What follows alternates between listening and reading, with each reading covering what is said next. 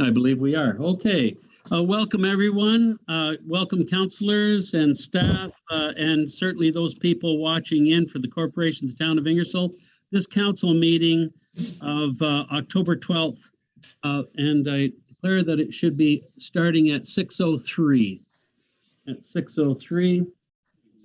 Before we get going into our meeting, I'd like to introduce a fine gentleman. I've met him a couple of times now. Michael Donnelly will be our Chief Building Inspector.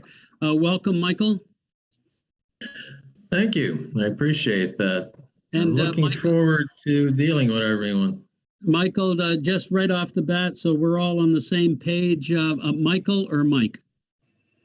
It's Mike. All right. All right. Mike is very open, and those that are listening, please pass it on through any media you have that we are open for business, and certainly we wish to supply the best service possible, and we will supply the best service possible. And Mike has kind of put that as a strong movement in his starting out. Mike, I welcome you aboard on behalf of staff and certainly council. It's going to be a pleasure to be working with you, and I hope you have great success. And certainly, this is the hub of the earth. I know that you're from Vaughan, and you likely appreciate Vaughan, but this is the hub of the earth. This is where it all happens and where it's all going to happen, and we're glad you're on board. Mike, do you have a few words?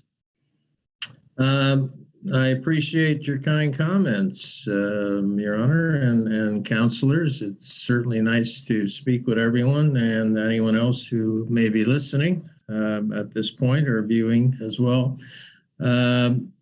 Just to reiterate something that the mayor said, yes, we are certainly open for business in the town.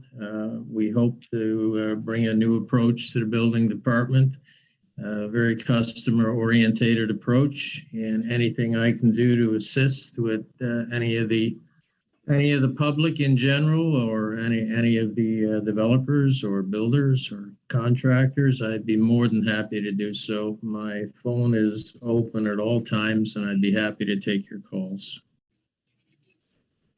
Thank you, Mike, and that is very important. And I know that you commented on that this afternoon to developers, those builders, those people who are very active within our building department coming to the office. Please give Mike a call. He's open to receive those calls and to be able to talk, to say hello, and to listen and to get things moving in a smart manner. And I thank you very much for being with us, Mike. My pleasure. We have now, I'm going to, at this point in time, since the meeting is open, I'm going to ask for a disclosure of any pecuniary interests. I see no hands. If you'll notice that our motions are numbered, so it'll just help you in any way that if you see a number on the side, it corresponds to an actual motion. And if you have a pecuniary interest towards any motion at all, you can just refer to the number, I suppose, and certainly then we can all look it up quickly and know what you're talking about and see that that's there. So anytime you wish for a quick reference at all, the number is there. That's number one. And number two, Mike Bowman has introduction of a notice of motion later on in the meeting. With permission, well, I have to ask council to actually move that from a notice of motion to an actual motion at tonight's meeting. I know you've all seen it and all read it.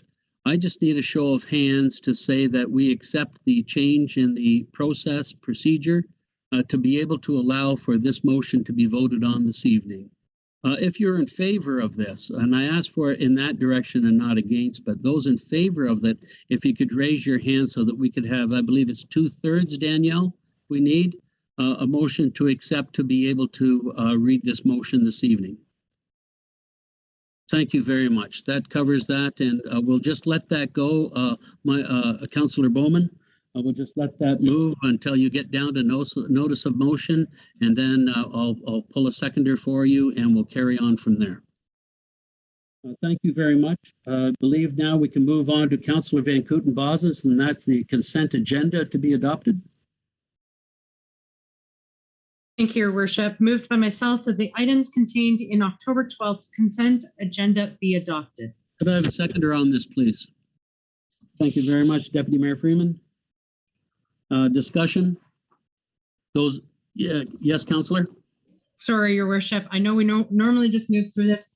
I just wanted to send out some words of thanks to the groups that have been doing our streets. The mill and pave job that was done on 10th Street was done very, very quickly. It looks fabulous. I have to say it probably only interrupted about 2, maybe 3 days of business down there. And they did it very quickly, but if people needed to cross a street, they were looking for that and helped people in that respect. So they were very, very good. And I would be remiss if I didn't say thank you to the William Street reconstruction. My dad would have my head. They were fabulous on that reconstruction. It's been a long time coming and it looks fabulous. They were very, very good. Whoever we used for that reconstruction, I would suggest that we use them more often because they were very good. So I just wanted to put that out there. I know we normally just run through the consent, but I just wanted to put that out. Thank you, Thank you very much, Councillor. That's very close to pecuniary interest since your father lives on that street. And I'm sure he's not paying her to say this. no, a fantastic job all across town. Ramesh, if you're listening or whatnot, the organization or the planning on that, I know it is rather difficult to do that, but it was done very nicely, and the jobs and the people who are commenting on it are fantastic. So thank you again for the quick job and the great work that was done there. Those opposed to this motion? Seeing none, this motion is passed. Now to call upon council minutes, and that would be Councillor Lesser, please. Okay, moved by myself, Councillor Lesser, that the minutes from the September 13th, 2021 regular meeting of council and the September 20th, 2021 and October 4th, 2021 special meetings of council be adopted as presented. Could I have a seconder, please? Thank you very much, Councillor Hughes. Discussion? Those opposed to this motion? This motion is passed. Moving on now to special reports. This is the establish of regular council meeting schedule. Danielle? No? Who else? Who would be giving that report? No, I can review that with you. Oh. No worries. So this is your customary report just regarding the 2022 council meeting dates that we are proposing for next year. So pretty much the standard second Monday of every month, unless there is a holiday or other specific event that we try to avoid. So if council has any questions, I'm more than happy to answer. I see no questions. Could I have Councillor Petrie, please, to read the motion? Yes, Your Worship. Move myself that the Council for the Corporation of the Town of Ingersoll receives staff report C-024-21 as information, and that Council approves the dates established in report C-02-21 to form its 2022 schedule of regular council meetings. Thank you, sir. Could I have a seconder? Thank you, Councillor Bowman. Those opposed, discussion? Those opposed to this motion? Seeing none, this motion is passed. The 2022 budget public consultation update. Irina, are you there? You are. Hello, Irina. How are you this evening? Good, thank you. Thank you, Mr. Mayor. Okay, so the report is intended to provide Council with the results of our 2022 budget public survey.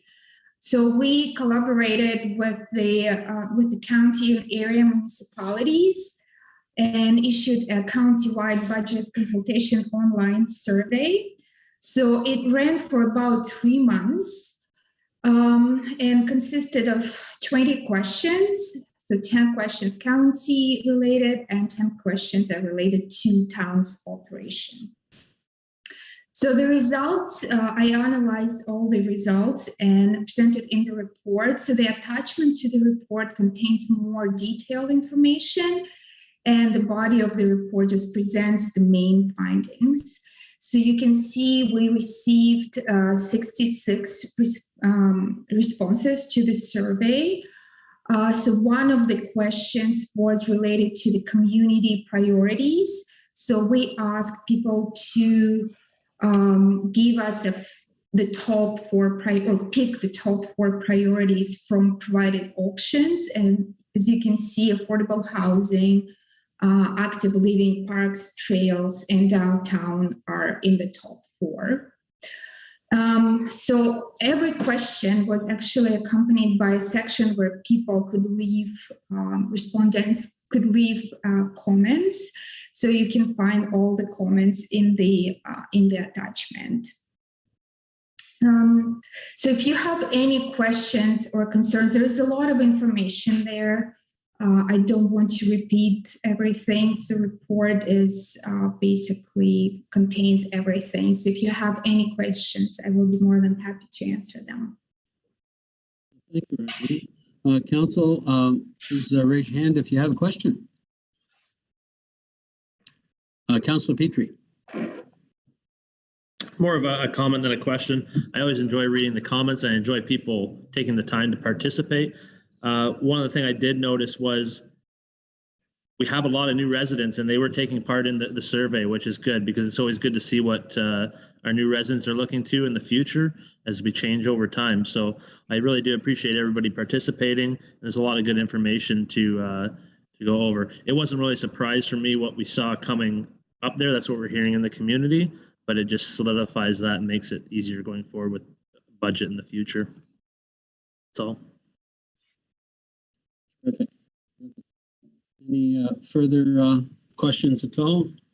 Seeing none, Councilor Youth, I believe you have the motion. So I do. Thank you, Mayor. Just pull it up here. Here we go. Moved by myself, Councilor Youth, that the Council for the Corporation of the Town of Ingersoll receive staff report T-015-1, 015-21 as information, and that the 2022 budget public survey be received for consideration in budget deliberations. Thank you. Could I have a seconder, please, on this? Thank you, Councilor Lesser. Discussion further? Councilor Youth? Yeah, I should have brought this up a little earlier. Was having a brief conversation before everybody, all the other councilors got on to this Zoom meeting.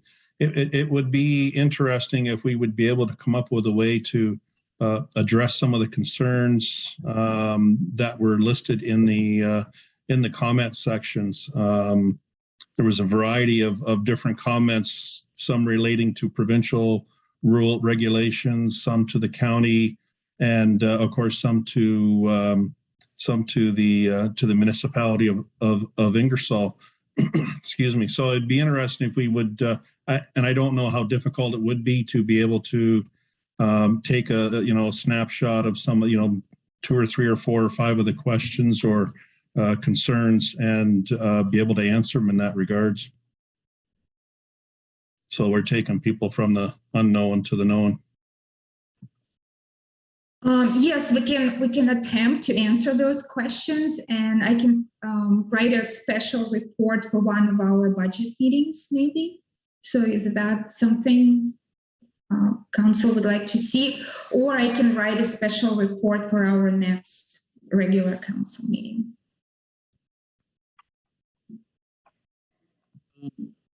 We could really, with all the questions, with all the comments, we could actually spend a whole meeting replying to all of them. But I think we should take a few. I would like to see a report myself and answering or addressing some of the concerns in the report.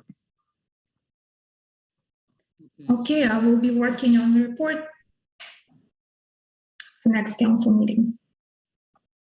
Okay, I think that's a direction. I'm not too sure whether that needs a motion or not, or how detailed or specified it actually is as far as the workload is concerned to go through that process. I'm not too sure if that's the way to do it. I would like to call upon the clerk and the CAO maybe to kind of go into that. I don't want to put a big burden on Irina to have to do that. If it's something that each of those questions or concerns could be answered by administration, by different departments could be answered, or if it's necessary to bring them forward to council for review. I'm not too sure of that. I see our CAO had his hand up. Maybe I can ask Michael what his thoughts are. Yeah, I was thinking this would be more like a report that we bring forward to a budget meeting. And I think it is something where each department could assist in answering the questions and putting that together. There will be some answers in there that are important ones to get out. I think what Councillor Hughes is getting at is that there's some public education components where people are asking questions and they're not understanding what some of the rules are. And maybe if we bring that forward to a budget meeting, we could pick out what some of those answers are and then create some kind of a press release or social media release that would also help explain some things. So that would be my suggestion on how to handle it. I would think it'd be best to be brought forward to our first budget meeting and do it through that process. And then we can pick out what we think is best for release to the public in other formats as well. Sounds good. I think that I'm not too sure if this is an easy way to do it or not, but I mean, the questions can be compiled and broken down. And if it's questions on trails or parks, that maybe they may be able to bring answers forward at the budget talks. If it's finance, and certainly Irina May can bring the answers forward. Not saying that we can't discuss them or anything along that line, but I think we could likely nip a lot of the questions and concerns with an answer presented at those meetings, but not necessarily by one person, but distributed through administration or council. And if there's anything pertaining that council could answer, then I'll be more than willing to answer those. So I think you're right. At our first maybe meeting, we could have budget. We could kind of throw out some of these concerns and answer them. And you're right, on the form of media that we have, we certainly would have the information to get actually back to the person that brought it forward. We could do that, number one, and then number two, it's like it's a question that a lot of people may have on their mind that we could put on our social media files. Are there any further questions for Irina? And I believe you did answer or did read the motion, and we did have Councillor Lesser. Those opposed to this motion? Seeing none, this motion is passed. We're now going on to the report pertaining to ZN 6-21-01, the 90 Hallcroft Street. And it is, I believe, who do we have here going to be discussing this? There you are, sir. I didn't see you right off the bat. How are you this evening? Not bad, Your Worship. Good, Ron. Good. Okay. Do we have a motion to place in front of this first, Councillor Petrie? Yes, Your Worship. I would like to move the Council and Corporation of the Town of Ingersoll defer their decision to approve or deny in principle the zone change application file number ZN 621-1 submitted by Erie Thames Powerlines Corporation on behalf of Reeves Land Corporation for lands described as part of Park Lot 6A to 8A Block 3 Plan 279 and Parts 2 and 3 Plan 41R-6739 in the Town of Ingersoll until the next regular council meeting on November 8th, 2021. Okay, Ron, is it okay that I have a first and seconder before I talk with you, or would you like to say something first? Your worship, I'm really kind of at council's disposal here. If you want me to make a presentation or in light of the motion on the floor, I can simply pipe down and let council move forward. Certainly the motion is on the floor. Would we like the presentation to continue forward before we vote on the deferral? I'm asking the comment through council. Okay, not necessary at this point, Ron. So that now we have a mover and on this motion, I will second the motion. And so that now puts it on the floor for discussion. Councillor Petrie? Yeah, so the reason I asked for this motion to come forward is that I'm sure there's a lot of residents, after reading Ron's report, and absolutely no offense to you, sir, it's a lot of residents in the area are going to be disappointed with the report in regards to the recommendation to approve it. And so I would like time and just to take a step back and allow residents, if they choose, to maybe engage with an independent planner to see if they can put together another planning report. And what this would do is take all the arguments they have and put it in a way that's maybe have a chance or present an argument in a way that's conducive to a planning meeting and make sure that they can have their voices heard. And I think having a month would do that, would not be detrimental to the planning process whatsoever, but would give a chance for the residents to be fully heard and be in the situation. Thank you, Councillor Peter. I second that on the motion that I thoroughly agree with your thoughts on it. My only recommendation is to the folks that are around the community that wish to do something upon this, to please contact us in advance so that we kind of have an idea of the status or the situation that is being proceeded, so that we can then and accordingly prepare ourselves for the next council meeting agenda. So please be in contact with Town Hall, and I hope that you are happy with this decision to be able to look into this further if the motion is passed for at least a 1 month period. Further discussion and comments on this motion. Deputy Mayor Freeman. Thank you, Your Worship. I just want to add that I agree with what Councillor Petrie is suggesting and asking for. Again, this is an opportunity for those who are in opposition to go out there, speak to a planner, and hear from them yourselves. You're not happy with the decisions that are being made by the county, by the town of Ingersoll, by our staff, then prove us wrong. Get a planner that can give you sound information that you can then bring back to the next meeting, and you have a month to do so. And we will be happy to listen to what you have to say, provided there is going to be some sound information that's going to be different than what we already have in front of us. Thank you. Any further comments or questions at this time? Councillor Hughes? Thank you, Mayor. Through you to, I guess, CAO, some staff, the engineering department. Is it possible, and I don't know if we need a motion to bring this forward, to review other properties that are of similar designation to see if there are any other properties out there that are zoned open space recreational, wanting, in privately held hands? I don't know. Sorry, go ahead. So I didn't mean to cut you off, Councillor. No, that's fine.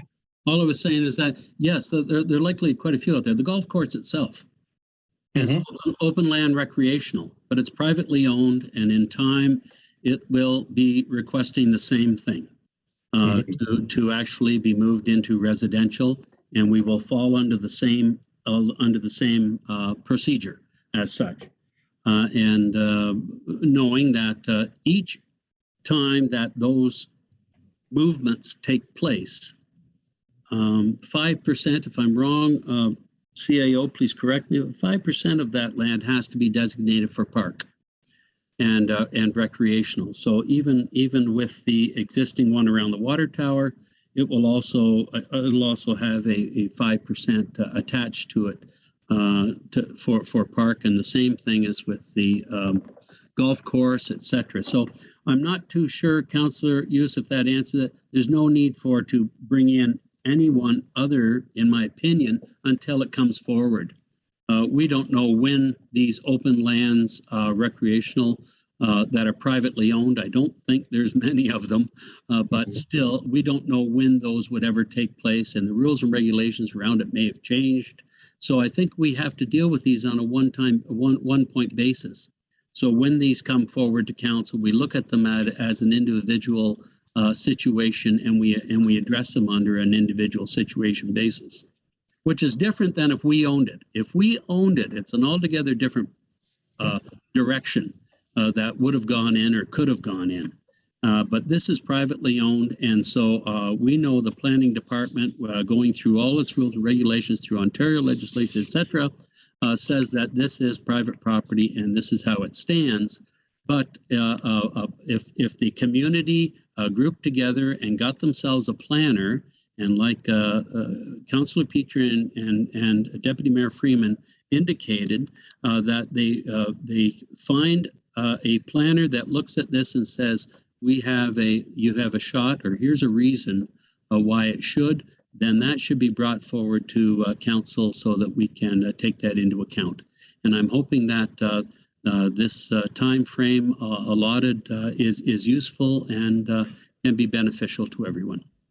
I have two hands up. I'm just going to go with Michael Graves first. Councillor Petrie. I just wanted to reiterate that, yes, that's a good summary, Your Worship. When there are lands that are owned by a private company, they are allowed to apply for a rezoning or official plan designation. That's under the Planning Act of the province. They are allowed to do that, and this process that we have is the process that every municipality follows. We're required to follow, and that's what we're doing. I appreciate council's suggestion about the deferral. We'll take that under advisement if that's passed, and we'll follow along with that. But I just want to say, yeah, whenever anybody owns a property privately, they can make this kind of application. I don't think there are that many that are out there like that, but there are some. And as we're seeing increased demand for properties in town, when properties are going for such high dollars, we're going to see more and more demand of every single spot in town to be developed. And that's just something we're starting to face. And I know we've been talking about that in the strategic plan and stuff too. So this is the new reality of the world we live in.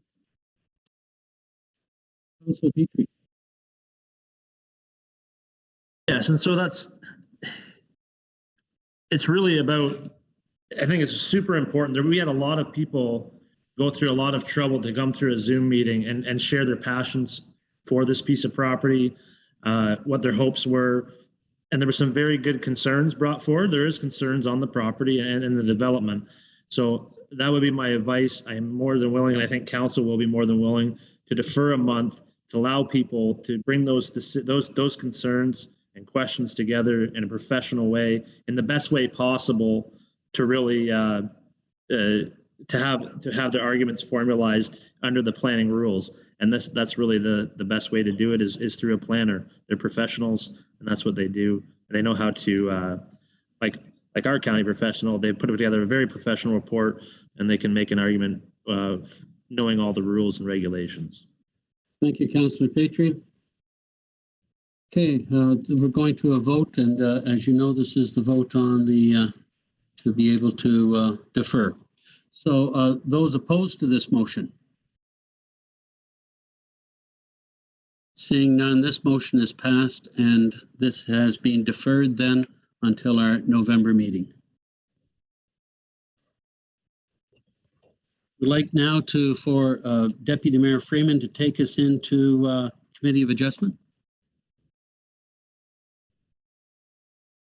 Yes, Your Worship. Thank you. Moved by myself.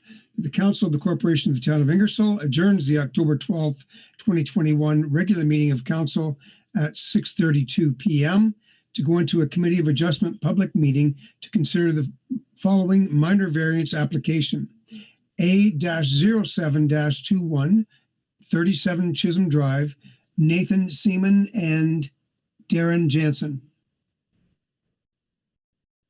Thank you very much. Could I have a seconder, please? Your worship, Danielle's Yes. trying to get your attention. I'm sorry. Thank you very much, Councillor. Sorry, Your Worship. So it's not quite 7 p.m. So the applicants are not in the waiting room Oh, I'm yet. sorry. I'm But- sorry. Not even close. Since you're in Committee of Adjustment, you can move on to the supplementary report. So A-05-21.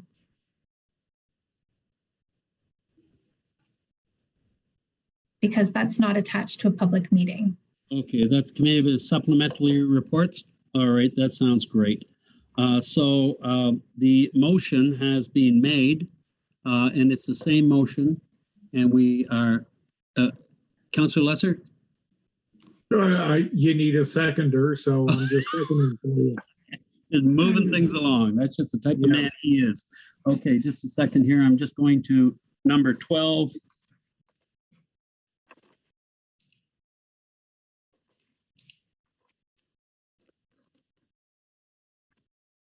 Thank you. I have so Deputy Mayor Freeman and Councillor Lesser. Discussion? Seeing none, those opposed to this motion? This motion is passed. This now is, we are now in Committee of Adjustment. We got A-05-21-184 Carnegie Street. Leslie Donker, I have that as 13, and I have Councillor Van Kooten-Bosens. Will there be any report, or do you want me to just read the motion? I guess is there a report present? Yes, Ron. Ron says yes. Then I'll So- defer to Ron. How's that sound? That sounds great. Thank you, Your Worship. I'll do a very quick overview of this report.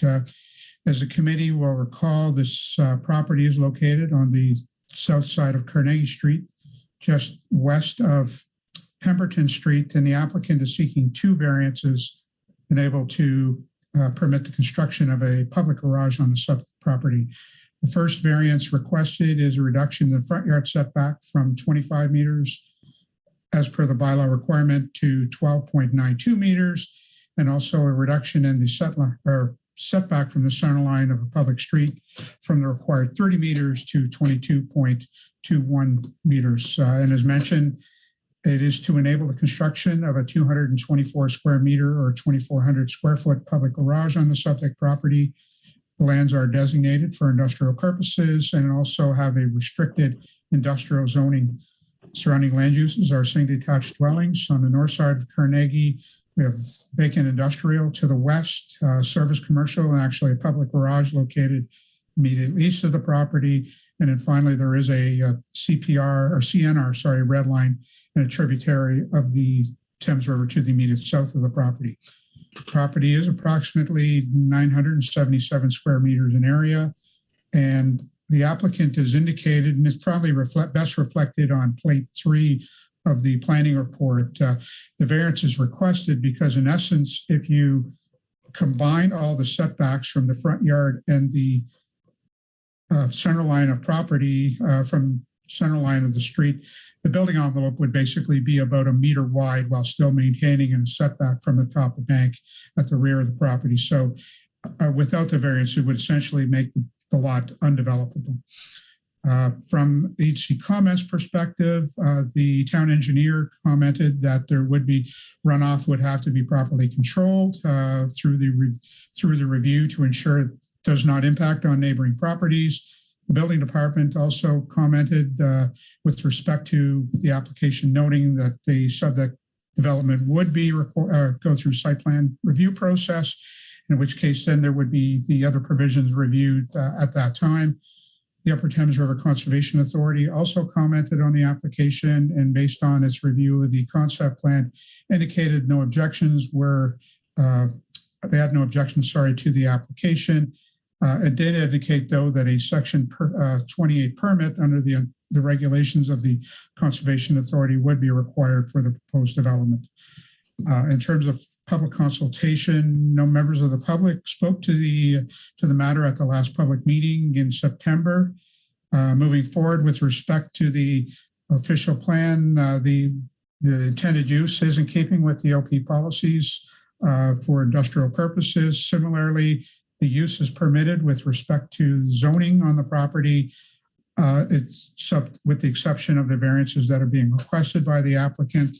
In terms of desirability of the property and the nature of the minor variances, we feel the application is minor in nature and also represents desirable development of the property.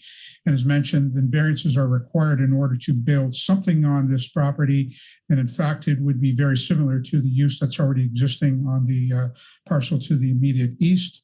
The land's development would be subject to site plan control by the town, in which case then there's details such as grading, building location, parking location, landscaping and buffering would be reviewed as part of that process. So quickly to summarize, Mr.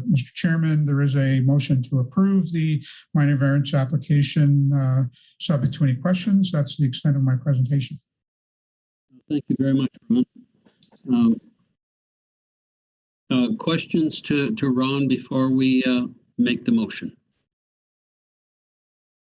Seeing none. Councillor Van Kooten-Bosman, if you would read the motion. My pleasure to do that, sir.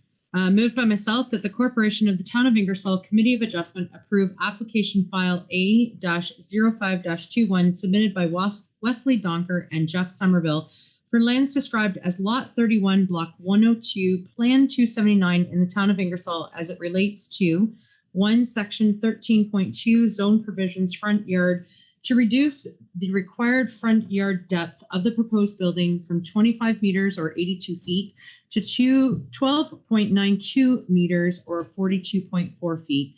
And 2, Section 13.2 Zone Provision setback from center line of all other streets to reduce the required setback of the proposed building from the center line of Carnegie Street from 30 meters or 98.4 feet to 22.12 meters or 72.57 feet to enable the construction of a public garage on the subject lands. The proposed relief meets the 4 tests of a minor variance as set out in Section 45(1) of the Planning Act as follows. The proposed relief are minor variances from the provisions of the Town of Ingersoll zoning bylaw in that the relief not anticipated to impact on the ability to properly locate a public garage on the subject property. The proposed relief is desirable for the use of the land as the intended use is permitted by the zoning bylaw, is compatible with permitted uses in the area, and will not negatively impact neighboring properties. The proposed relief maintains the general intent and purpose of the town's zoning bylaw as the development is generally in keeping with the provisions of the MR zone. And the relief maintains the intent and purpose of the official plan as a public garage is a form of development contemplated by the official plan. I won't ask you to repeat that. Okay. Thank you. Could I have a seconder on this motion, please? Thank you, Councillor Petrie. Further questions or comments at this time? Deputy Mayor Freeman. Thank you, Your Worship. I spoke with one of the neighbors this afternoon who did not get an opportunity to put in a request to speak to this. They did ask me if I wouldn't make comment regarding the buffering. When discussing, suggesting that how it would affect the neighbors. The buffering that we had on the shop that's existing, okay, without naming names, doesn't matter. The opportunity is to either provide fencing or shrubbery. Shrubbery is a whole lot more attractive than a large, high wall of fencing. However, it would be nice, and they would appreciate it if more shrubbery was added to this new building, because as I drove by there just prior to our meeting, there are 20 shrubs were put up approximately 5 years ago. And those little cedars are today almost 3.5 feet tall. And they're spread out over a very large area. So I think, I don't know how, if Ron in the planning department or in our building department, somehow, some way, we could stress upon the builders if they could please add or be more considerate to the buffering, and put something in that's a little more mature and a lot tighter. Thank you, Your Worship.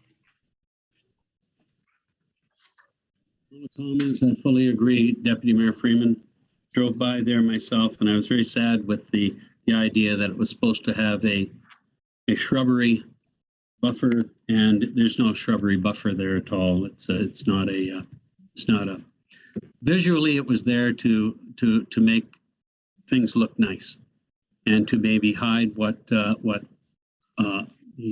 commercial outlet found. Or the community found offensive of the commercial outlet, but it's not doing that at all.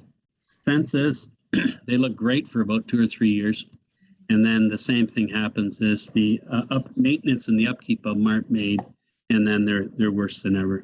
So yes, I would please call upon the folks to please impress upon the developers of proper shrubbery. Deputy Mayor Freeman. Yeah, if I may add to that, thank you, Your Worship, as well, that this person also wanted to make comment that the shop owner that's there now has actually been very respectful to all the neighbors, and has been actually a very good neighbor, as business-wise, etc. It's just that sad little buffer is just that, a sad little buffer, instead of something that could be much taller and would block off the vehicles that are in the yard and so on, that are in disrepair, because it is a repair shop. Yep. Thank you. And a very good repair shop at that. Okay, could I have no further comment? Could I have those opposed to this motion? This motion is passed.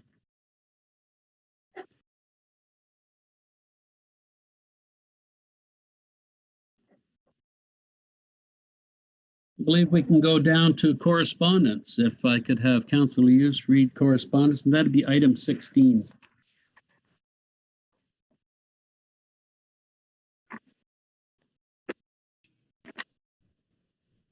There we go. Thank you, Mayor. Just a point of order. We're still in committee of adjustment. Oh, jeepers. Yes, we certainly are. Regular meeting back. Have a seconder on that, please.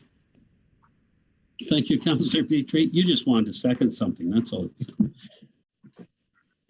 Thank you very much. Those opposed to this motion? This motion is passed.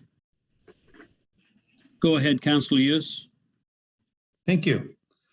Moved by myself, Councillor Hughes, that the Council of the Corporation of the Town of Ingersoll receive the correspondence from Marcy Hogg and John Pettit, co-chairs of the Rotary Club of Ingersoll Christmas Parade, regarding the 2021 Christmas Parade status as information.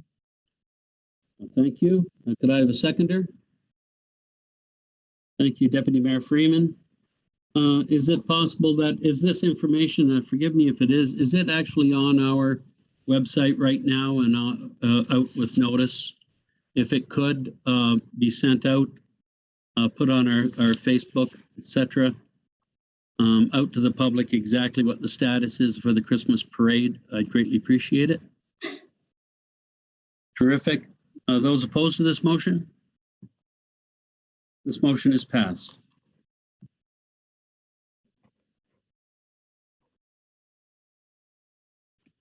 Okay. If we'd voted against that, would they have put the parade on then? Just curious. I just thought I'd throw that in there. Sorry. Clerk Danielle, if I could call upon you, is it okay if I go down to the introduction of the notice of motion? Yes, absolutely. That was what I was going to suggest. Okay, so we go to item 20. Councillor Bowman. Thank you, Your Worship. With council's approval, I will now take this from a notice of motion to a motion. So moved by myself, that whereas members of the Ontario Association of Optometrists, AOA, have voted to withdraw services they provide under the Ontario Health Insurance Plan, OHIP, starting September the 1st, 2021, unless the province agrees to negotiate funding for Ontarians access to eye care.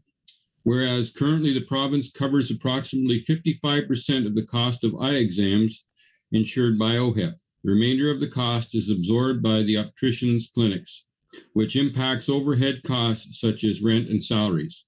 Whereas currently OHIP coverage covers seniors, children, and vulnerable populations with specific medical conditions, including glaucoma, may now not have access to these primary care services offered under the OHIP plan. And whereas Ontario has undervalued the eye health of Ontarians and cannot continue to neglect, jeopardize the access to eye care. Therefore, be it resolved that the Council of the Corporation of the Town of Ingersoll requests the provincial government recognize the value of access for Ontarians to quality eye care and act now to protect it. And further, that the provincial government address the OHIP insured eye care immediately and enter into legally binding negotiations with the Ontario optometrists to fund these services, at least to the cost of delivery prior to any job action taking place. And further that a copy of this resolution be forwarded to Premier Ford, Ontario Minister of Health, Christine Elliott, and the Ontario Association of Optometrists.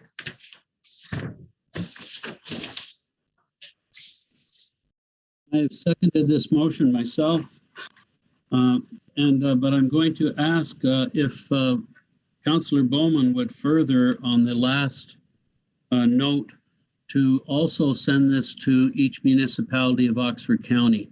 I know that other municipalities may have seen this or whatnot, but it's very nice within our own county that we make sure that all municipalities are aware of this and that they may also further send notice through other than just Ingersoll itself, because Ingersoll, certainly being not only the hub of the earth, but also a central spot in part of Oxford County that the optometrists see people from all over the municipalities around. So I'm just saying that this affects more than just Ingersoll itself, certainly affects everyone. But I mean, this motion, I say, should be put out to the municipalities of Oxford County. Would you permit that to be added? Duly noted, Your Worship, and I would consent to that. Clerk, if you could please condense that down to something that's conducive to this motion, I would so support. Further comment on this motion? Seeing none, those opposed to this motion? This motion is passed.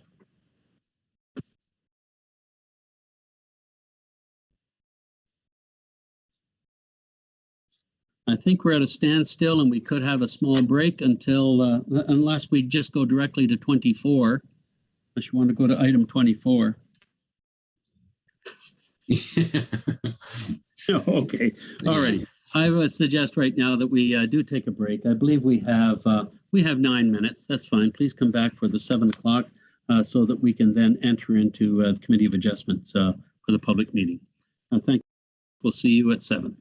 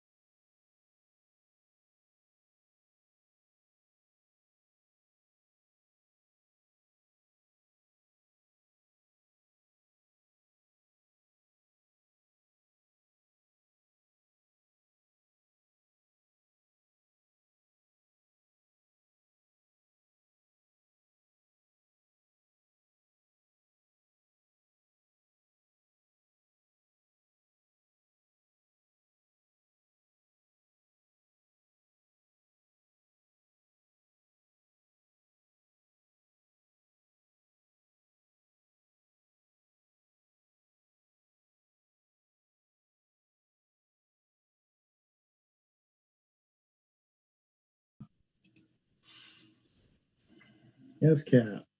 I'd like you to welcome back everyone to our meeting of this October 12th. We will now be going into a committee of adjustment. At this being Deputy Mayor Freeman, I believe you have the reading, if you could, please. Yes, Your Worship, thank you. Moved by myself that the Council of the Corporation of Ingersoll adjourns the October 12th, 2021 regular meeting of Council at 7:01 p.m. to go into a Committee of Adjustment public meeting to consider the following minor variance application. A-07-21-37 Chisholm Drive, Nathan Seaman and Darren Jansen. Very much. Could I have a seconder, please? Thank you, Councillor Lesser. Discussion? Those opposed to this motion? This motion is passed. Thank you very much. Minor variance A-07-21-37 Chisholm Drive, Nathan Seaman and Darren and Diane Jansen. Darren and Diane, sorry. I now declare the Committee of Adjustment meeting to be open. This Committee of Adjustment is authorized to consider applications for minor variances from the Town of Ingersoll zoning bylaw under Section 45 of the Planning Act. This meeting is being constituted as a public meeting under Section 45(6) of the Act and propose of receiving public input on the requested minor variance, which will be considered this evening by the planner and Committee of Adjustments before a decision on the application is made at a future meeting of the committee. We ask anyone in virtual attendance who wishes to receive the decision of the committee on the application being considered to submit a written request to the town clerk, Danielle Richard, at danielle.richard@ingersoll.ca. A local planning appeal tribunal has the power to dismiss any appeal under subsection 1745 of the Planning Act if an appellant has not provided the Committee of Adjustment with oral submissions at a public meeting or a written submission before the decision has been rendered by the committee. I ask now, does any member of the Committee of Adjustment have a conflict of interest on the application being heard this evening? I see none. The application to be heard concerns A-07-21-37 Chisholm Drive. Has the Secretary of the Committee received any additional correspondence on the application that is not noted on the agenda? I have, so I will read that out to the committee now. So we received this on today, actually. It just says, good afternoon, Danielle. We received notice of the public hearing for applicant Nathan Seaman, 37 Chisholm Drive, Ingersoll, scheduled for October 12th at 7 p.m. We are unable to attend the public meeting this evening, but like to comment that we fully support the applicant to make the proposed changes they wish to make to their property. We have no issues with this. And that was submitted by Karen Quagbauer and George McMaster. Thank you very much, Secretary. I now request the planner, Ron Verstegen, to provide an overview of the application and an explanation of the requested minor variance. Hello, Ron. Hello, Mr. Chairman. If you allow me, I'll share the document with you to give you an appreciation of the location of the property. So as shown on plate 1 of the planning report, the applicant's property is on the south side of Chisholm Drive, immediately south and east of Glen Ave, is shown on plate 1. Plate 2 gives the committee an appreciation of the uses in the immediate area, and also on the subject property there is a single detached dwelling and a detached garage on the property. And plate 3 of the report gives the committee an idea of the location. There is a front porch that's proposed to be added onto the front of the house. And relative to the setback from the front lot line, also gives the committee an elevation view, appreciation of what the finished product would look like. And then finally, plate 4 of the planning report gives a kind of a top-down look at what the ultimate deck would look like when retrofitted with the existing deck on the property at the current time. In terms of the land use on the subject property, the lands are designated as low-density residential, and they are currently zoned R1. As planning report details, the intent of the proposal is to reduce the front yard setback from 6 meters to 3.64 meters to accommodate an approximate 110 square foot uncovered porch onto the front of the subject property. In terms of the surrounding land uses, they consist primarily of single detached dwelling, a number of which have a number of similar sized front porches at the front of their property. Now, through the initial review of the application, the building department actually confirmed that the appropriate setbacks or the appropriate variance that's required is actually from the projection of the porch into the required yard, which the bylaw requires 5 meters, and the application represents an encroachment of that. So it would be actually 3.64 meters. This really doesn't change the application much. It still is appropriate to consider under the notification. So there isn't a note required to re-advertise the application. In terms of the setback from the limit of the projection, it's really there to ensure that there's sufficient area in the front yard is being maintained for landscape purposes, streetscape purposes, and that's really the same thing as what the front yard setback is meant for. Subject to any questions from council, that's the extent of my presentation. As you've indicated already, there will be a subsequent report that would summarize the agency comments, public input, and also the planning recommendation. Thank you very much, Ron. I believe we have a few attendees that would like to make comment, and I have here. So I would like to, at this point in time, I believe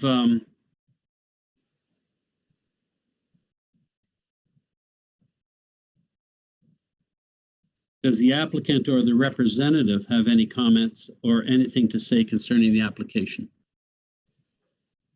Hi, good afternoon. Oh. Hello, Nathan. So essentially, Ron covered most of it, but the idea is that this would allow Darren to beautify the facade of his home and better tie it into the neighborhood with the relief on the front yard setback. Okay. Thank you. Public attendees, do I have a Pat Hammond? Pat has not entered the waiting room as of yet. However, Margaret is here. Okay, certainly. We can wait for Pat after Margaret. Margaret Marchant is here. Margaret? Yes, I am. Hi. Hello. I didn't know you could hear me, and I didn't know I'd have the opportunity to speak. But we've got you on the spot now. No, that's okay. I will take the opportunity because I feel badly that Darren and Diane have had to go through this process when they were doing something that so many of us have done, and it really will improve the enjoyment of their home and the look of their home. And in all honesty, I feel very bad for them, and I don't think it's been fair, the money that they have had to put out to get to this. I think if a councillor had come out and simply looked at what they were suggesting, they would have said, oh, of course, this is so silly. And the sidewalk is out farther than what they're proposing. And I went down and looked at it and I said, oh, you want to be over here? And they said, oh, no, it's only coming out this far. And the money they had to pay for an architect and then for this variance application, I don't think it's right. I don't think it's fair. I hope they will get it, but I don't think they should have had to pay that money out to do what a lot of us have already done. Thank you very much, Margaret. And that's something I think that if we could, maybe we could look into that procedure and process. Certainly, thank you for noting that to us.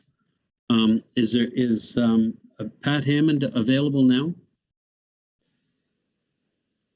Not sure if you can hear me, but Pat's having trouble connecting. Okay. So she's just saying it's not letting her in. Are you in conversation with her, Danielle? No, I've sent an email or a message to the waiting room because there's one person who we can't get to enter and ask that they email me, but I haven't received anything back yet. I see. Someone else just connected, Your Worship. Oh, sorry, this is committee. It's Pat Hammond. I'm on now. Perfect. Good evening, Pat. We can hear you loud and clear. If you have comment, please, we're looking forward. Yes, I totally agree that Diane and Darren should be allowed to build their deck there. I don't see why it would interfere with anything to do with the street or the neighbors. I thank you. A lot of the other neighbors on our street already have large wooden decks out the front anyway, so I'm not sure why this should make a difference. Right. Okay. Thank you for your comments.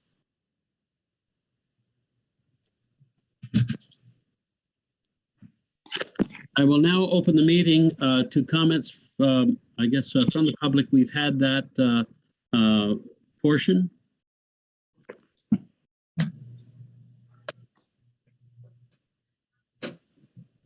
This portion of the meeting provides the opportunity, as you know, for individuals to speak, and those concerns will be brought forward at subsequent meeting.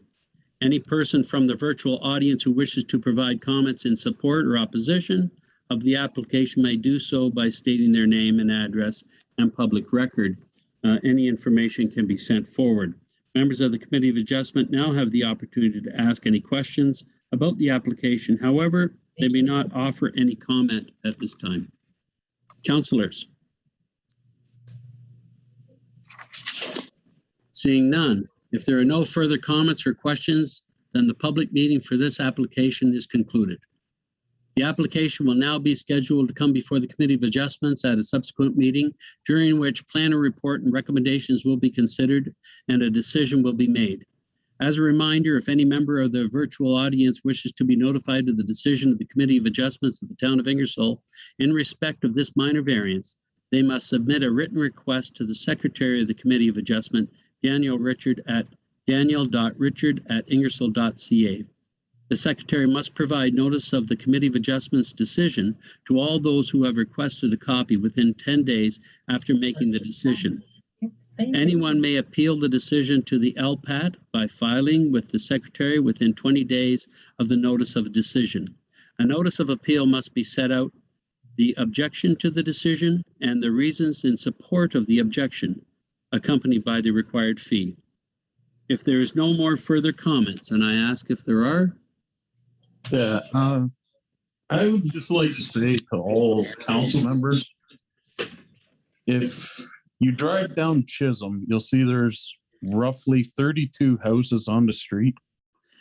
8 of them currently have a wooden deck on the front, and one has a wooden deck plus a roof. The reason we're actually doing this is because our backyard doesn't get any shade in the summer till about 7 o'clock in the evening. So as far as justifying it, that's all I can say. Thank you very much. Thank you. Thank you.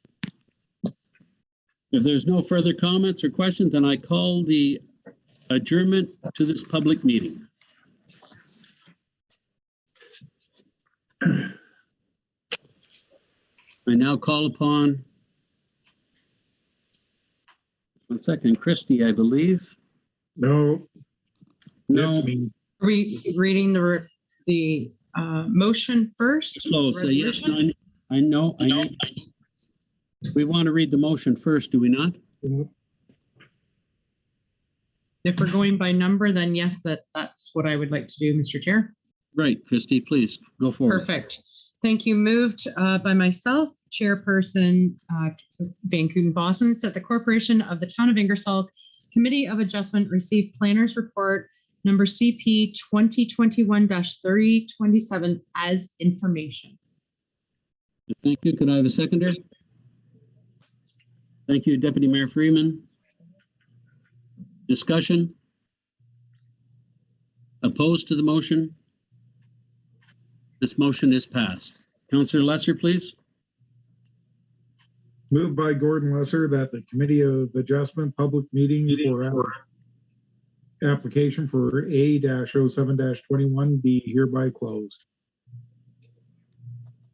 Thank you very much. Could I have a seconder? Thank you, Councillor Petrie. Discussion? Opposition to the motion? Seeing none, this motion is passed.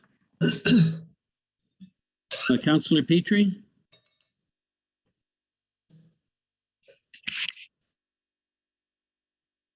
You have a motion? You're on mute, sir. Of course I am. Okay, 1 second here.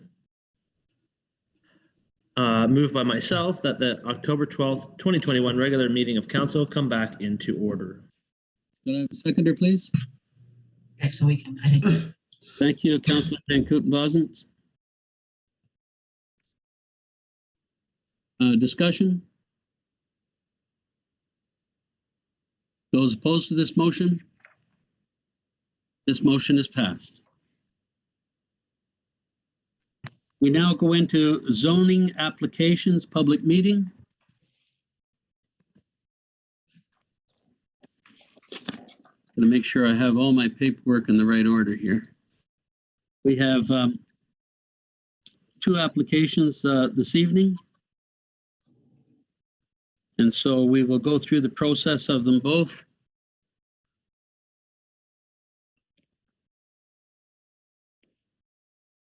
Thank you. I declare the public meeting to be open. This meeting is being constituted as being a public meeting held under the Planning Act for the purpose of hearing zoning amendments proposal ZN 6-21-07 and ZN 6-21-06. This meeting is also intended to provide the opportunity for any person in attendance to make a presentation to council. We ask anyone in attendance who wishes to receive the decision to council on the application being considered to submit a written request to the town clerk, Danielle Richards at danielle.richard@ingersoll.ca. The local planning appeal tribunal has the power to dismiss an appeal under subsection 25 if an appellant has not provided counsel with oral submissions at a public meeting or written submission before a bylaw is passed under this section. Does any member of council have a conflict of interest on the applications being heard this evening? And I apologize, Danielle, for putting an S on the end of your name. The applications being heard this evening concerns ZN 6-21-07 200 Clark Road, Foods, and ZN 6-21-6 169 Charles Street East, Nicholas, and 07 200 Clark Road, Foods, and ZN 6-21-6 169 Charles Street East. Feedback. Where is that coming from? But anyway. Here we go. Nicholas Vlasetti and Andrea Vlasetti. Has the clerk received any additional correspondence on the application that are not noted on the agenda? I have not, Your Worship. Thank you very much. I now request that the planner, Ron Verstegen, to provide an overview of the application and an explanation of the requested zoning amendment for ZN 6-21-07. Thank you, Your Worship, members of council. The first application for your consideration tonight is a zone change been requested. The subject property is located as shown on plate 1 of the planning report on the north side of Charles Street East, just west of Pemberton. Okay, that's just an interruption. That is, I believe, -06, right? That's correct, Mr. Chairman. Okay, then please, councilors, just forward that. It's not 07. This one is 06. Okay, my apologies. The intent behind the application is the applicants are seeking to recognize the fact that the existing building or the existing dwelling currently contains 4 dwelling units within the building. Plate 2 gives the council an appreciation of the existing uses on the property. There is a large dwelling on the property with a circular driveway that comes out. There's actually 2 entrances on the Charles Street East, and the applicant's sketch is provided as plate 3. The intent of as mentioned behind the application, is to rezone this subject property from R1 or R2 to an R2 special to recognize the existing 4-plex on the property. And as a bit of background, the actual dwelling is recognized by the town of Ingersoll as being utilized for a triplex or a dwelling that contains 3 dwelling units in the existing building. So that's actually considered to be a legal non-conforming use. In terms of the information provided by the applicant, 2 of the dwelling units are approximately 900 square feet in area. The third is approximately 700 square feet in area. And finally, the fourth is approximately 500 square feet in area. So the intent also would be to not only recognize the 4th dwelling unit, but also reflect that the 4th unit does not meet the minimum gross floor area requirement as required in the R2 zoning. Now, in terms of information provided by the applicant, they're the new owners. They're not aware when the actual 4th dwelling unit was installed in the existing building, but now are seeking to have it recognized through the site-specific zoning. In terms of the property, as shown on plate 2, the property is approximately 18,900 square feet in area, contains the existing 2-story building or dwelling as well as the circular driveway. In terms of the designation of the property, as mentioned, it is low-density residential, which allows for a variety of low-density forms of housing, including single-detached dwellings, semis, converted dwellings, as well as 4-plexes containing up to 4 units. In terms of zoning, as mentioned in the report, the property is zoned R2, which does allow for a converted dwelling containing up to 2 dwelling units. And as mentioned, the dwelling is currently recognized by the town as containing 3 dwelling units, thus the requirement to recognize the 4th dwelling unit. In terms of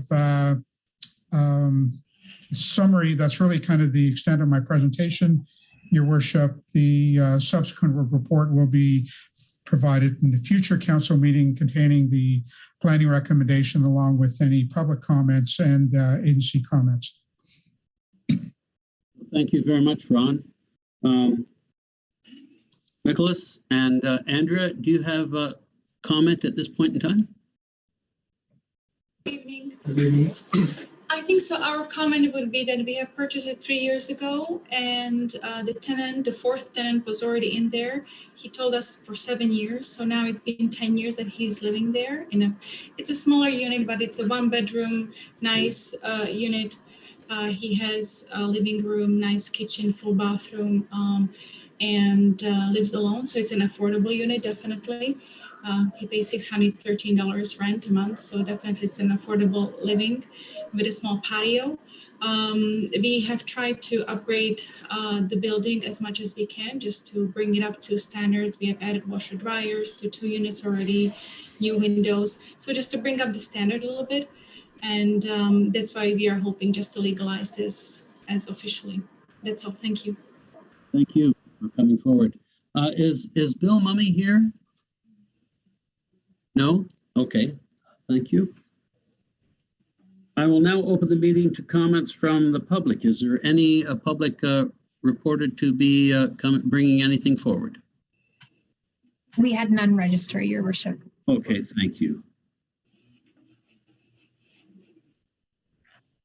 Members of council now have the opportunity to ask any questions about the application. However, they may not offer any comment at this time. Questions from councillors. Deputy Mayor Freeman, please. Yes, thank you, Your Worship. This is just clarification. I'm seeing 2 different spellings on the applicant's names. I have Vlasati and Vlasata. on the application, in the documents. Just wanted verification as to the proper pronunciation or proper spelling, unless it is two different spellings. It is two different spellings. Oh my goodness. Okay. They're so close. How in Europe identify woman and male? So. Ah, okay. All right. Thank you. My error then. We'll forgive you, Deputy Mayor. Further questions, please? Seeing none. If there are no further comments or questions, then I believe that this concludes this application as concluded. I will now go back to Ron Verstegen to please now request for the planner's report to provide an overview of the application and an explanation of the requested zoning amendment ZN 6-21-07. Thank you, Your Worship. Next application, I've shared the screen with you to give council an appreciation of the location. As shown on plate 1 of the planning report, the subject property that's before council's consideration tonight is on the south side of Clark Road East, west of what would ultimately be Ken McKee Street that is currently under construction. The applicant is proposing to construct a food distribution warehouse on the subject property. And as detailed in the planning report, the applicant has indicated that the intent would be that there would be 4 phases to be part of this development that would ultimately build out to a warehouse that would be approximately just a little over 500,000 square feet. Plate 3 and 4, again, to give the council an appreciation of the development and the scope of the development.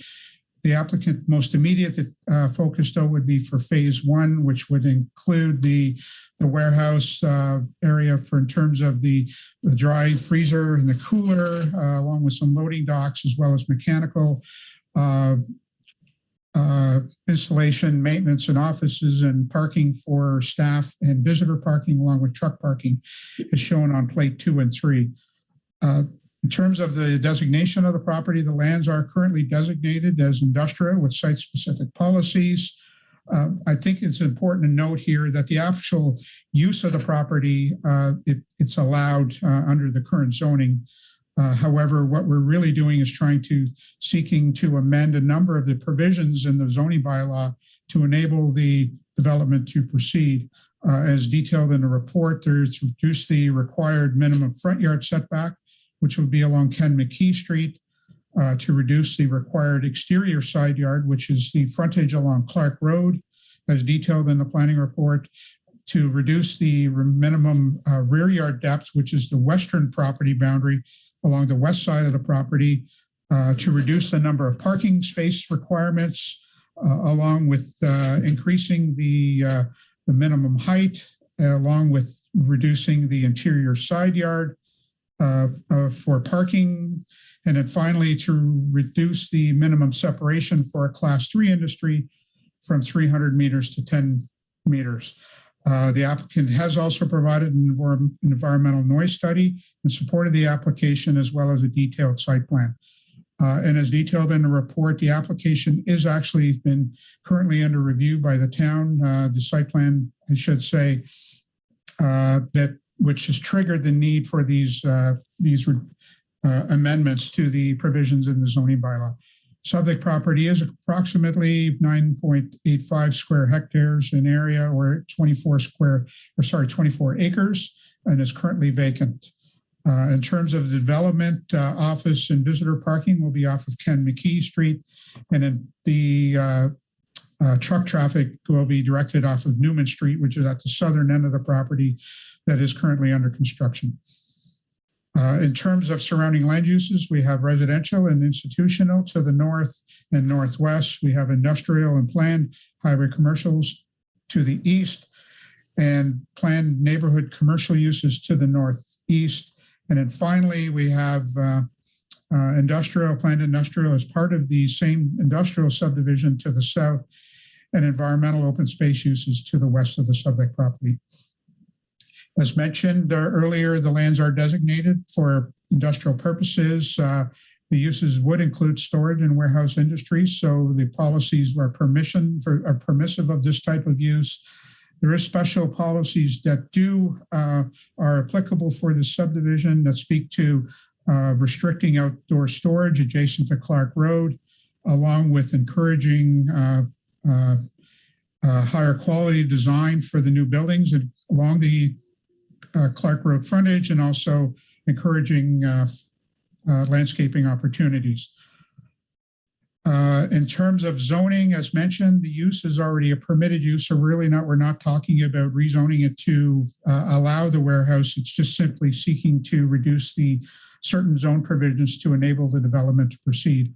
That's really the extent of my presentation, Your Worship. Subject to any questions from council, I'd be more than happy to answer. All right. I will now ask for the applicant for if he has a representative, and I believe we have Dave Hannum and also Bill Mummy. Are they present for discussion? Certainly. Would they have separate discussions? Do Dave Hannum first, please. Yeah, Your Worship, I'll lead the discussion, and if there's any questions specifically to Dot, then Bill will join with respect to that. Thank you. So, with your permission, I have a presentation which I'd like to share. If everyone can see that.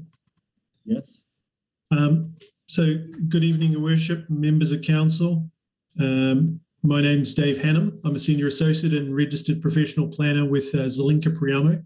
We're a London and Toronto-based planning consultancy. We're the planning consultants for Dot Foods for this rezoning app, which principally comprises the introduction of an industrial development on these vacant industrial lands, which form part of the Clark Road industrial subdivision. We understand that the purpose of tonight is to hear any comments from the public, following which we're hopeful of receiving a future and in the future a positive recommendation from planning staff and endorsement from town council. While Ron provided an excellent synopsis of the project, I have prepared a presentation, and I'd like to take a few minutes to highlight some of the aspects of the proposed development and the requested zoning provisions as well. Please. So I won't get into the context too much with respect to that, because Ron, I'm sure everyone is familiar with the context of the application. Obviously, it is identified within an approved industrial subdivision.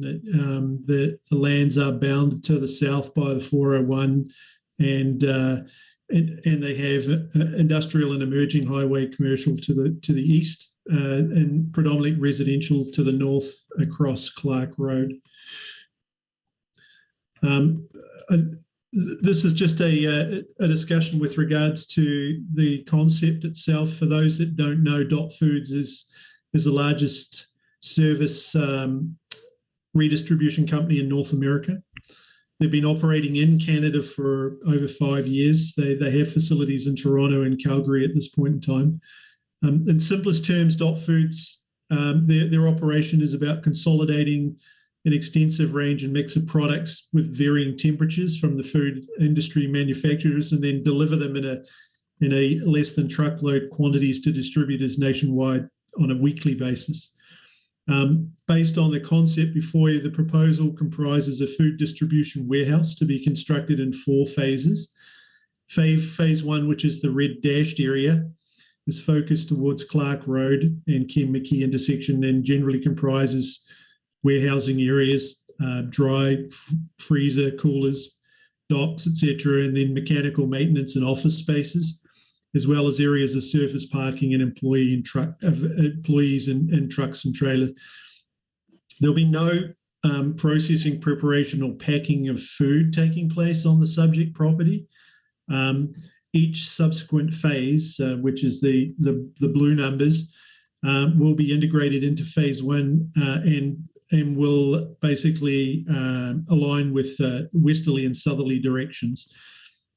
At this provisional stage, it's anticipated that there'd be approximately 5 years between each of the phases. I think it's important to note that there's been considerable efforts taken to place and orientate the building towards the intersection and to maximise setback distances to surrounding streets and provide for generous areas along street frontages. Dot Foods have shown a willingness and will continue to work with town staff to provide appropriate on-site landscaping and measures to ensure the site, including undeveloped areas for the future phases, are appropriately maintained throughout the tenure.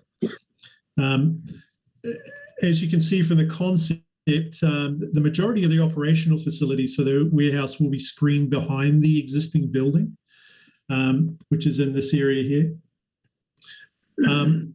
Including the surface and loading parking areas for transport, trucks and trailers, which will be accessed off the new turns access off Newman Street. And then the parking for the employees and staff will be accessed off Clark Road, Ken McKee intersection for an all turns driveway. And the proposed development will utilise existing municipal services for which there is capacity. So I just wanted to dig in a little bit more and take a couple of minutes and talk through the special zoning provisions. So this is a blow up of the Ken McKee Street elevation, and under the zoning bylaw definition, Ken McKee Street, the lot line there is considered to be the front lot line. So we're requesting a 3 metre relief from the required 15 metre setback on Ken McKee Street, and that setback relates only to a small area which is called a riser room. And a riser room is a single-story room that measures about 18 square meters, so 6 meters wide by 3 meters deep, and it's related to. It needs to be located in that particular area to ensure safe and sufficient access and operation of the building's fire sprinkler system. Apart from that small riser room, the rest of the elevation and building elevation will comply with the minimum front yard setback. Onto the other, under the definitions for zoning, the Clark Road lot line is defined as the exterior lot line.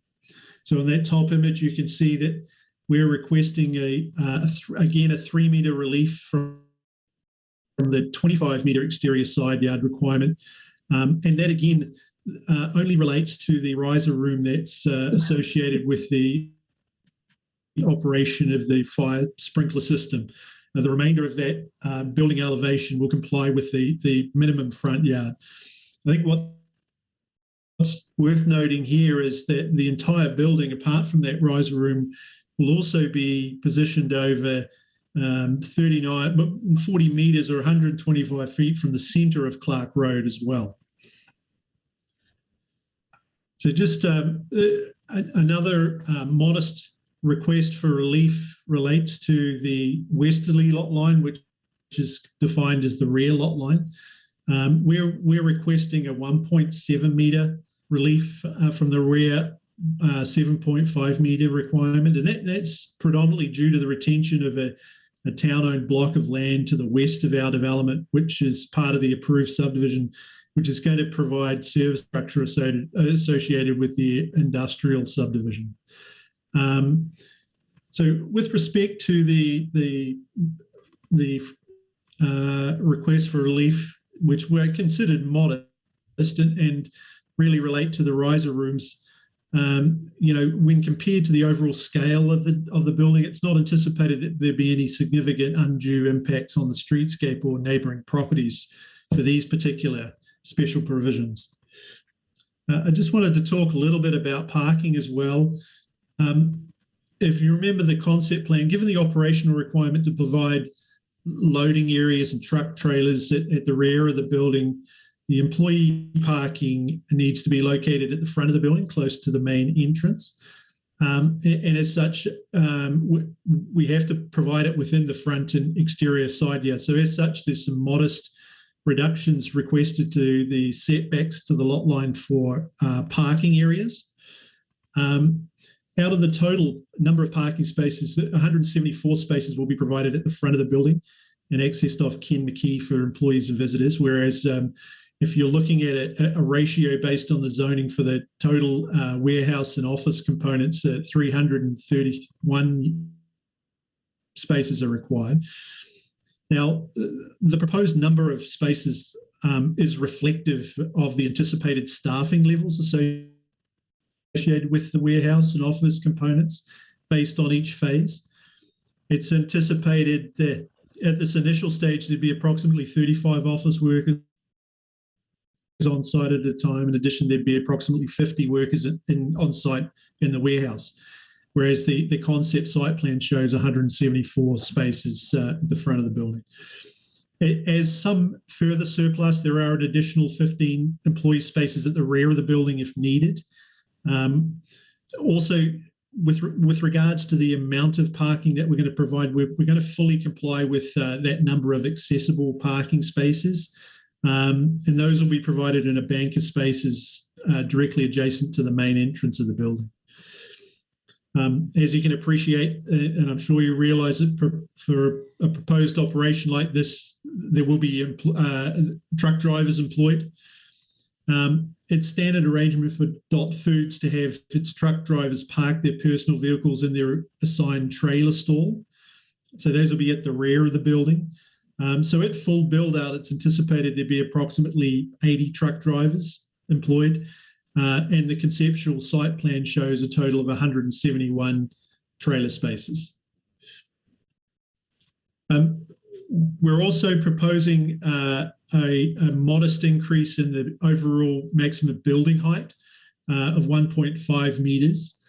And that's really to provide for the required clearance on the northerly side of the building in the frozen warehouse. Due to on-site drainage restrictions, we can't peak the actual warehouse building in the center. We have to drain it towards the north of the property where it's going to be discharged into the town provided drainage swales.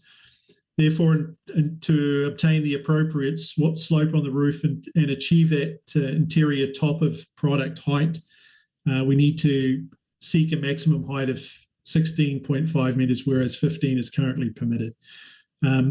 What I should note is the building elevation as it presents to Clark Road will actually be below the 15-meter mark.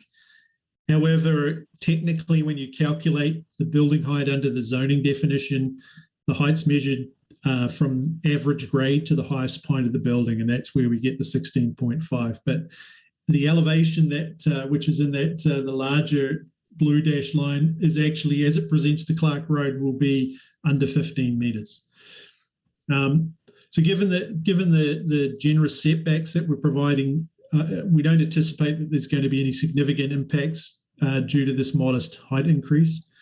In terms of the building elevations themselves, they'll be constructed of prefabricated insulated metal panels in a neutral or white color to provide a high quality finish. There'll be no outdoor storage along the frontages or in the site in general as well.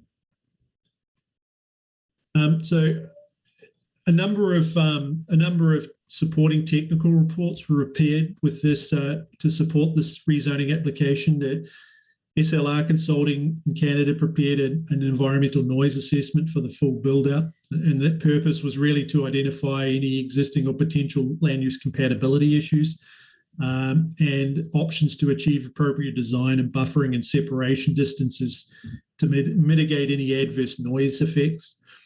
In general terms, the proposed mechanical units on the roof will have no environmental noise as most of them are fully enclosed.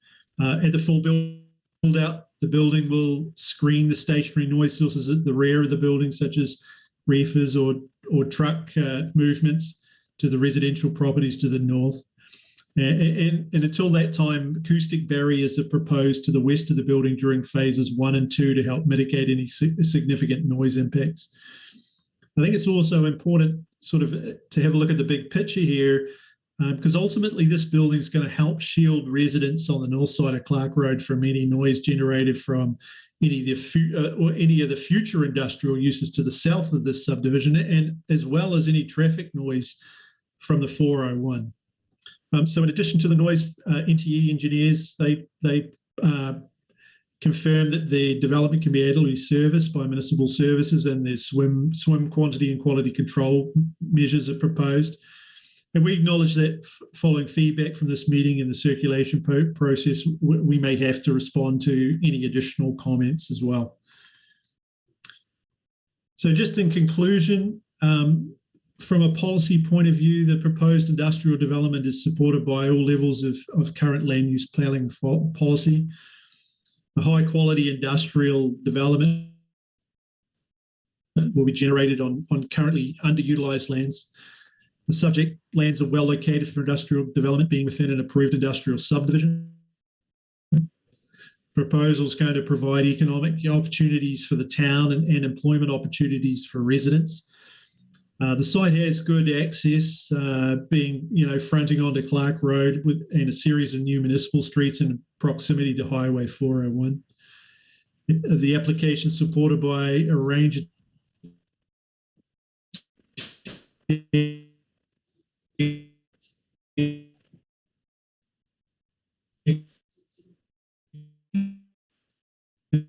We lost technical contact there. Is that something you can help with, Shane, or is that?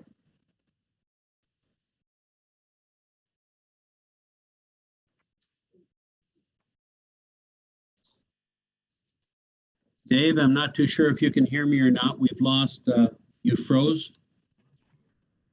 Sorry, Your Worship, Shane just messaged that he can't help with the technical issue. I see. On the other side.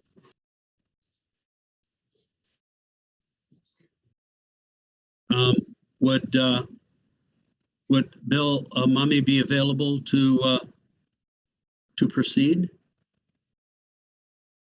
Bill, you're there? You're on mute, sir. Sorry about that. Yes, I can continue, Your Worship. Yeah, I think that they've done a nice job of outlining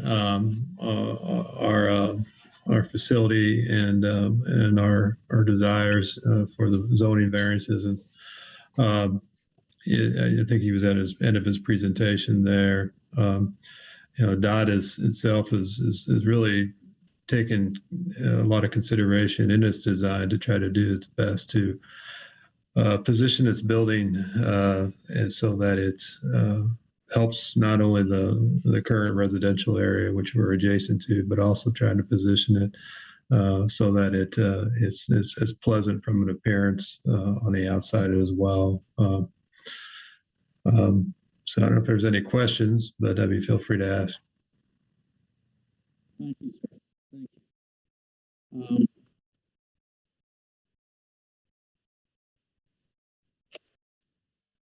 I think I will now open the meeting. Do we have any public that has requested a spot, Danielle, at all? We do not, Your Worship. Thank you. Okay. Members of council now have the opportunity to ask any questions about the application. However, they may not offer any comments at this time. Questions? Bill, I think you folks have done a fantastic job on filling us in on how things are proceeding and how the changes. Dave's back, I see. Yeah, sorry about that, guys. It's unstable internet connection. Dave, did you have any final words at all that you wanted to add at the end of your presentation? No, I just there were concluding remarks, really just highlighting aspects. I don't know where I dropped off with respect to that, but we're more than willing, as Bill indicated, to work with staff and members of the public to move towards a positive recommendation with respect to that. Oh, certainly. That is great. That's great. Well, gentlemen, thank you so much. And now, if there's no further comment or questions, then the public meeting of this application is concluded. The applications will be scheduled to come before council at a subsequent meeting, during which the planner's report and recommendations will be considered. As a reminder, if any member of the audience wishes to be notified of the decision of the Council of the Town of Ingersoll in respect to the zoning bylaw amendments on ZN 6-21-06 and also ZN 6-21-07, they must submit a written request to the town of Ingersoll for Danielle Richard at danielle.richard@ingersoll.ca. The clerk must provide notice of the council's decision to all those who request a copy within 15 days after the day the bylaw is passed. Anyone may appeal the decision to the LPAT by filing with the clerk within 20 days of the notice of the decision. The notice of appeal must set out the objection to the bylaw and the reasons in support of the objection, accompanied by the required fees. If there is no further comment, seeing no hands, then I now declare the public meeting to be closed. Thank you. Thank you. Thank you, folks. Okay, I have now Councillor Hughes. I believe you have the first one on that is on 2021-329. Yes. Yes, I do.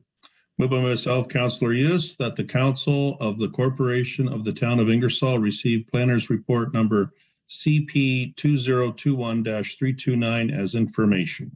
I have a seconder on that, please. Thank you very much, Councillor Petrie. Discussion? Seeing none, those opposed to this motion? This motion is passed. Councillor Bowman, you have the next motion, please. Yes, I do, Your Worship. Moved by myself, Councillor Bowman, that the Council of the Corporation of the Town of Ingersoll receive Planner's Report number CP 2021-328 as information. Thank you. Could I have a seconder? Councillor Hughes, I believe you caught that one. Discussion? Anyone opposed to this motion?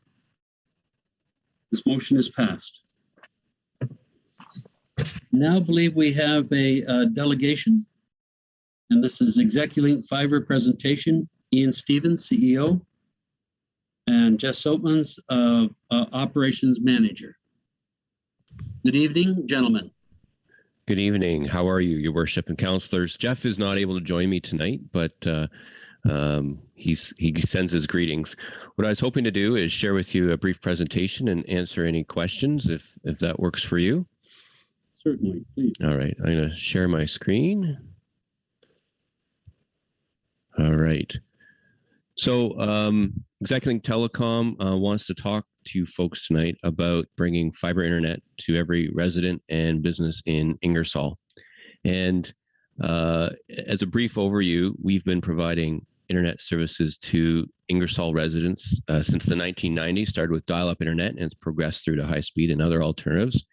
And what we would like to do over the next couple years is put infrastructure in the ground, bringing fiber up and down every street in the town. Our intent would be to start in late winter of 2022. We've done this in other communities, and one of the things that we've identified as a huge win for the community and is the economic stability that it brings in its ability to attract new businesses and to take internet and TV and phone services from the question mark, does it work, to it works great. And the ask tonight is your support with the processes that your staff has done for many years in terms of municipal consent and making sure that infrastructure is located to support the construction of the underground infrastructure. So a bit more about Execulink. We've been in Oxford County since 1904. We're committed to delivering an awesome experience to our customers. We offer 24/7 technical support to make sure everybody's questions are answered any time of day. We offer affordable internet, phone, and TV services and compete against Bell and Rogers for our customers. And we pride ourselves in delivering personalized solutions not only to our residential customers but also to our small business and enterprise customers. Internet, fiber internet, burying infrastructure in the ground is next generation technology. It offers speeds that we haven't found the barriers to in terms of physics, but 10 gig services. It delivers crystal clear digital TV and phone to all the users, and it sets up the community and each home and each business with infrastructure they need for the next 30 to 50 years. It is a generational investment, and ExecLink is very excited about the opportunity of doing it in Ingersoll. And really, we've had 25 years of experience delivering great services and over 10 years of doing fiber, and it really brings big city solutions to small communities. And as I said earlier, for all those businesses, we just saw a great presentation for a big food facility. I'm very excited about it. It takes for them and anybody else interested in coming to the community off the question of, do I have great internet so I can do business day in, day out, off the table as a concern. As I said earlier, we're very proud to be part of the community, not only in Ingersoll, but worldwide in Oxford, more countywide in terms of Oxford County. And we enjoy and prioritize investments in the communities we serve. And here's a picture with a charging station at the library and robotics, and the robotics challenge is something we're proud to support as well. My customers say it so much better than I. Pete says we would recommend ExecLink to anyone who's seeking great service. And Nancy, anytime I need customer service, your staff have been amazing. So they say it better than I in terms of what we do for our consumers. That's it for my presentation. I'd be happy to answer any questions you have. As I said, I'm looking for support for our existing processes that staff has been helping us with for years as we put some fiber in the ground in the community already. And but it's at a level that we haven't worked with Ingersoll with before. Thank you, Ian. That's terrific. A few years ago, now I don't believe it was ExecLink, but we had quite a few main streets, areas, Wellington and whatnot, had fiber put into the ground. Now that would have been through who, Rogers or whatever? I believe Main Street would have been Rogers or Bell. We have done construction in parts of Ingersoll, but not on that road. Okay, so what would happen then is what you would attach to there, or to, you wouldn't be putting fiber beside fiber. We would be putting fiber beside fiber. The investment made by Rogers and Bell to date doesn't bring fiber to every home. It brings it to specific regions or nodes within the community. There are some homes that have fiber from Rogers and Bell, but our plan would be to, in essence, dig a hole up and down every street. We'll use directional drilling and other low invasive construction techniques. And we pride ourselves in cleaning up and making the folks that yards we've disturbed, we return it with good quality seed. We level it, and if there's any problems, we'll go back and fix it. But it would be an infrastructure investment adjacent to the existing infrastructure in the ground. Thank you. I have Deputy Mayor Freeman, then Councillor Petrie. Thank you, Worship. I have multiple questions of Ian, but firstly, a comment, and that is that 2 winters ago, Rogers spent the entire winter throughout the community, it seemed, and supposedly putting fiber optic in every street. Okay, and yet the majority of houses don't have fiber optic. Now, I don't get that part, but they were here. They were on every street in town. I advocated for one street because it got missed, and they said, no, we missed that one, what have you. So but yet I then spoke to another Rogers person who said that cable is fiber optic. Anyway, coax is technically fiber optic. So can you help me with that, Ian? Isn't it? Fiber is glass. It's glass. It's the size of a piece of, well, I don't have any hair, but size of a piece of hair. It gets at some point between, I guess, Toronto and your Wi-Fi gateway, it gets converted back to copper on a circuit board or something like that. I'm not exactly sure what Rogers did, but my understanding of the technology, and we run a coax infrastructure plant in other communities as well, is they brought fiber to what they call a node, and then at that point they had the silicon and they converted it to coaxial distribution from that node into the home. It is this project would bring fiber right into the home. We'd splice it right into your home. We'd put a box on the wall, and that box would either deliver Wi-Fi to the rest of the house, or we run Ethernet or something to your boxes. But this project is bringing fiber into every house, and my understanding of the Rogers project that you talked about is, yes, they brought fiber into the streets, but they didn't do the last 100 yards. Follow up, Deputy Freeman, or move to Council? Well, I'm going to let Councillor Petrie go, and I've got another question for Ian. So sure. We certainly have my support. Anybody who's wanting to make that type of investment in our community to give that that ability to our residents, I don't know why we wouldn't support that.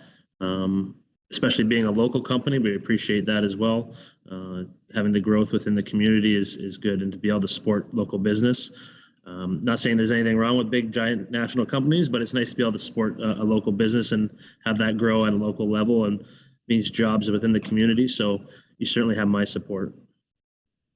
Thank you. I alluded to it's a generational investment. Rogers Bell made their initial investments, 40, 60 years ago. This is new technology, and it should set Ingersoll up for 30 to 50 years. And I really appreciate your support and love being a local company. Back to Deputy Mayor Freeman, then over to Councillor Lewis. Thank you, Worship. Ian, when did the internet begin? As in, when did you guys start supplying it? And not ExecuLink, I'm talking NNT. Oh, Internet NNT, 1996. It was a back of the business napkin thing that said if it was like voicemail, we'd do great, and it kind of exploded. But okay, and the reason why I ask is because I was one of the first guys on. I'm at Oxford.net, and I'm talking to you through ExecuLink. But anyway, yeah, I was one of the first customers. I still have, and I just need to say this. I'm not advertising for you, but I am.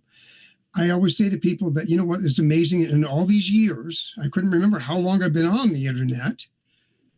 Less than this many times I have not been able to connect because of your company. So therefore, it is amazing. Thank you. We work hard to do that. I appreciate your patronage for so many years, and I look forward to bringing fiber to your home if you would continue to buy services. Councillor Lewis. Yes, I also have two questions. You touched a little bit on how intrusive the installation of the fiber optic network is in the neighborhoods. Can you just quickly can you go over a little bit more detailed in regards what everybody can expect to see? Sure. So there's a couple of things. One is we start by communicating before we start making a mess. We let people know, and we give them a phone number to call that if there's a problem, let us know. We come in and we'll get paint on the ground to understand where the existing services are. And at that time, we'll work with city staff to adjust any pre-engineered plans so that what we see on the ground matches to the pre-engineering work. And then we'll start digging holes, and that is in the form of we use a suction machine to put a hole in the ground using water pressure and vacuum, so it's very unintrusive.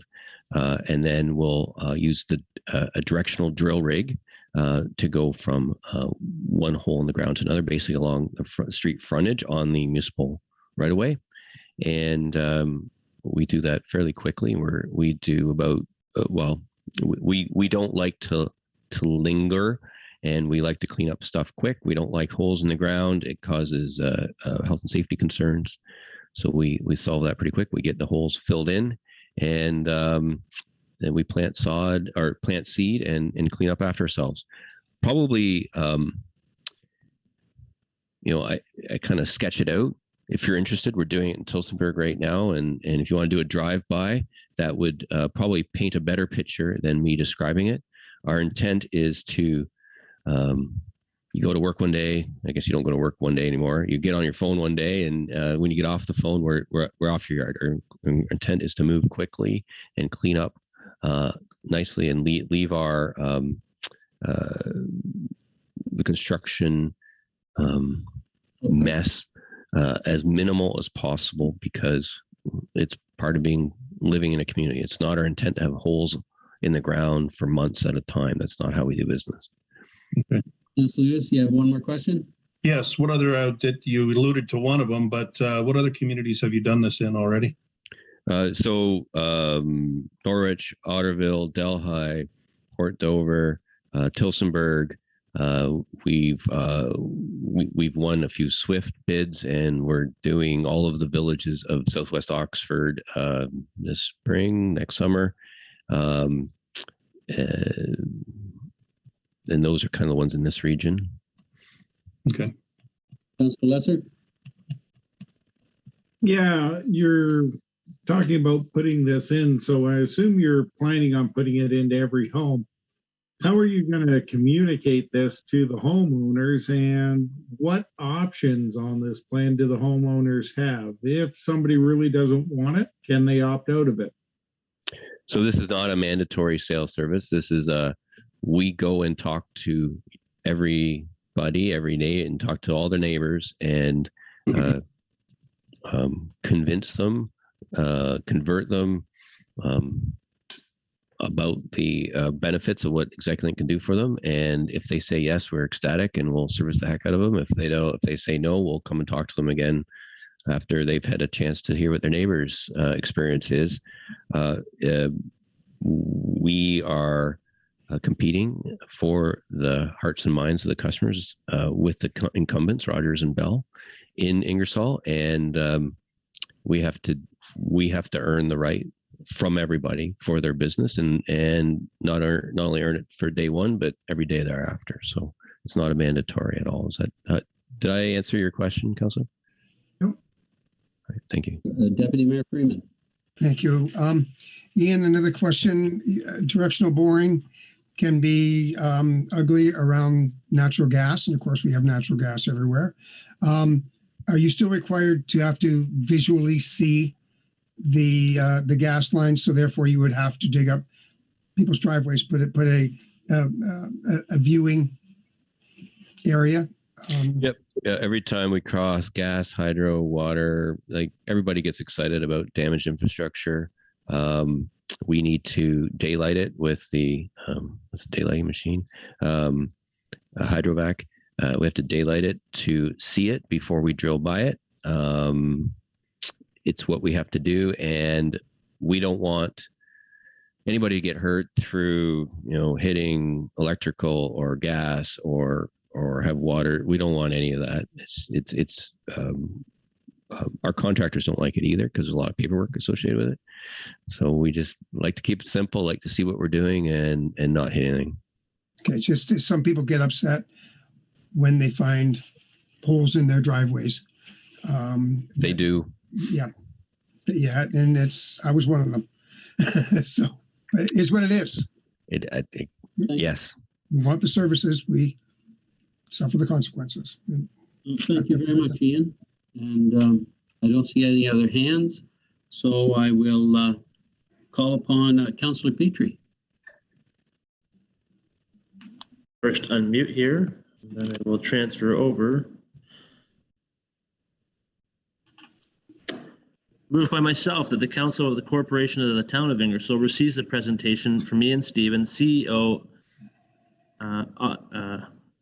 Operations Manager, regarding Execulink Fiber as information. I just had to take out the Jeff Soderman's part there. No problem. Could I have a seconder on that, please? Thank you very much, Councillor Van Kooten-Bosens. Thank you, folks. Thank you, Ian. Take care. Is there any further comment? Seeing none, those opposed to this motion? Also seeing none, this motion is passed. Okay, bouncing along. I believe we're down to bylaws. Call upon Councillor Bowman, please, to take us into the Committee of the Whole. Thank you, Your Worship. Moved by myself, Councillor Bowman, that the mover have leave to introduce and go into Committee of the Whole on the following bylaw. 1. October 2021 Confirmation Bylaw, Bylaw 215173. Council and Committee of the Whole, Mayor Komisky and the Chair. On the motion, bylaws are accepted as circulated. This constitutes first and second reading of the bylaw. Could I have a seconder, please? Thank you, Councillor Petrie. Discussion? Seeing none. Those opposed to this motion? Seeing none, this motion is passed. Now we rise out of the Committee of the Whole. Councillor Van Kooten-Bosens. Thank you, Your Worship. Moved by myself that the committee do now rise out of Committee of the Whole. Could I have a seconder, please? Thank you, Councillor Hughes. Discussion? Opposed to this motion? This motion is passed. Bylaw, third reading. Deputy Mayor Freeman.